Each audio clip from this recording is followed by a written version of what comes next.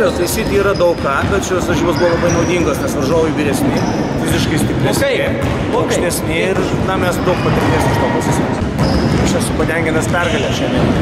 Tai vyrukai norėjo gal kažką įrodyti savo, jie nori patekti į aukštesnį lygį, užtat stengiasi. Taip, esu patenkintas, manau, kad galimėjo dar geriau, bet visumoje viskas labai patenkintas. Labai daug techniško progo, daug motivacijos, manau, kaip ir užteko. Pagrindė techniški deriniai, spaudimui piškai pasiruošti nesiruošiam, tai tokių.